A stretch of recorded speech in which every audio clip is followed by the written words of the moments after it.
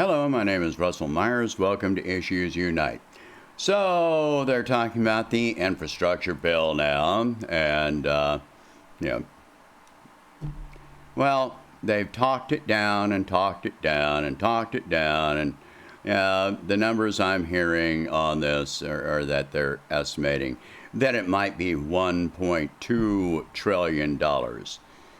I mean, this is an absolute tragedy to begin with, because estimates say that, we need at least $16 trillion just to update our infrastructure. Now, when we're talking about infrastructure, what most of us are talking about are roads and bridges, the infrastructure that we currently use, the things that make us safe when we are traveling, the things that enable work, trade, transportation for human beings and products, going to market. We're not talking about the internet. We're not talking about charging stations for electric vehicles. I mean, these are things that need to be considered, but that's not what most of us are even considering. So what is in this infrastructure bill? The estimates say that out of that 1.2 trillion, only 100 billion, less than 10%, actually go to roads and bridges. That is a drop in the bucket. I mean, that is 16,000th of what estimates say we need to spend on our infrastructure. I mean, this is tragic. Oh, by the way, I did some really bad math in my last video, and took down a couple of posts on social media, but if we spend $300 million a day on Afghanistan, if we spent that on American citizens, that would be, less than $1 a day. Sorry, I was tired. That was just really bad math. But, if we spent 1 year of that money on our own people, what would it do?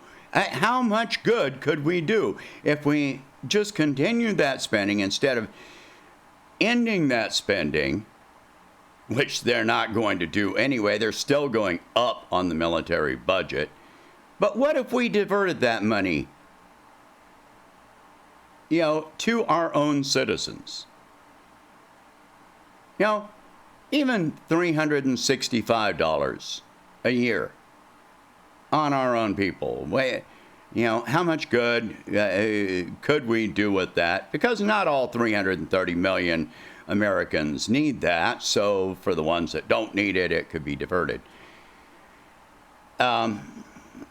We could spend a hell of a lot more on American citizens and on our infrastructure, but we're not going to. Out of this infrastructure bill, I've pointed out before that nearly every penny of it is going to corporate interests. Even the money that goes to infrastructure, to roads and bridges, where does it go to first? It goes to corporate construction companies. And what is their first concern? Profit margin. They take their cut off the top before they ever spend a penny on, constructing anything. Even the cost of construction supplies and equipment is so inflated that we get a lot less right now than we did even in 2020, 2019. We get a fraction of what we would have gotten if we had been spending that money back then. But it's been at least 20 years or more since we spent money on infrastructure. And you cannot expect that our government is going to turn around and change that at this point. Anyway, I have criticized the internet, the high-speed internet part of the infrastructure bill before, because this is not going to go to wireless internet that provides open internet to American citizens, which we're paying for it. That's what should be done, to provide free, open, wireless, high-speed internet to American citizens. But that's not what's going to happen. Instead, they're going to spend money on hardwired, internet, which is going to be outdated before it's even built. This is not what other countries are doing. And this is why other countries have more internet access, higher speed internet access than America does. So what we're doing is subsidizing companies like Time Warner and Google. We're subsidizing corporate profit because it's a public-private partnership. The public pays for the infrastructure. The private corporations collect the profits. Now I've got to criticize the charging stations. Who sets the standards for the charging protocols and systems? Because different electric vehicles have different charging systems. Who do you think is going to set the standards for this? It's probably going to be Tesla, Elon Musk. So we're subsidizing Tesla's profit margin. This is all corporate subsidy. Every bit of it. It's being claimed as something else, but this is what the truth is. All right, let's go to inflation. Inflation, food has risen by more than 10% in cost this year alone. That's not even counting last year. That's since the beginning of this year. Food has increased by more than 10%. Chicken, beef especially, pork, vegetables, everything have increased in price. Now, I brought up the drought in the West. You look at all the wildfires destroying hundreds of thousands of square miles. And that's not even counting what's happening in Russia right now in Siberia. They have lost hundreds of thousands of square miles because of wildfires. The climate change is wreaking havoc. And then you've got floods from Turkey over to China and all points in between that are destroying millions of hectares of crops. So that decreases the food supply and increases prices. The shipping crisis, this has become a crisis, has gotten worse. The busiest shipping port in the world in China is now shut down because of the Delta variant. They tested some maritime sailor that had the Delta variant, and they shut down the busiest port in the world. What happens there is that ships get diverted to other ports. Well, ships have been sitting offshore waiting to unload their cargo for 2 weeks after setting anchor. And if you divert other ships from the busiest port in the world to these ports that are still open, and many of those have reduced their capacity, then you can expect ships to be sitting offshore for 3 weeks, 4 weeks, even more. Even once they are allowed to the port itself, it takes up to 2 weeks to unload a single ship at this point.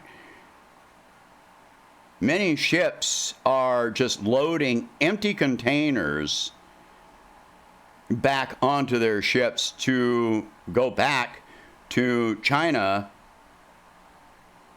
They're not even loading products from America for export. They're just loading empty containers and going back. They don't want to wait another month for products to be loaded onto their ships, because they're losing money for every day they're sitting there. Although the shipping companies are posting record profits, well, yeah, they want to keep those profits.